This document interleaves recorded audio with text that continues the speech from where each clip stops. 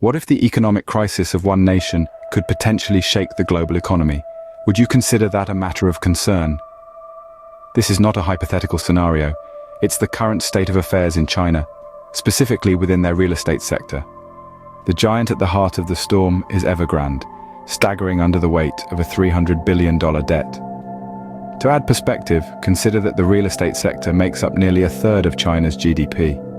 The potential consequences of this crisis are severe and far-reaching, including a significant loss of investor confidence.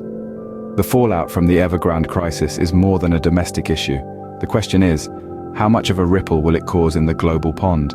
So, how exactly could China's economic crisis impact the worldwide economy? Let's take a ride through the global financial landscape. As the world's second-largest economy, China plays a critical role in global trade and investment. A decline in China's economic performance could send ripples throughout the world. Prominent investors like George Soros have raised concerns about China's real estate crisis, which accounts for a staggering 30% of the country's GDP. With Evergrande's debt woes taking center stage, the potential economic fallout could be massive. The global economy is interconnected like a giant jigsaw puzzle. Any disruption in one part can have a cascading effect.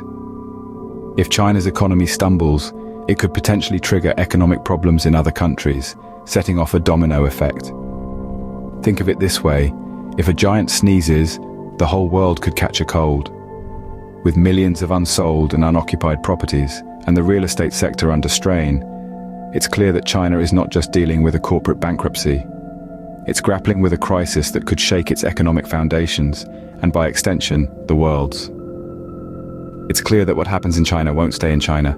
The world watches with bated breath. So, to wrap up our discussion, the current economic crisis in China, with Evergrande at its epicenter, is indeed a global concern. This real estate giant's staggering debt and the country's overall property market instability could potentially trigger a significant economic fallout.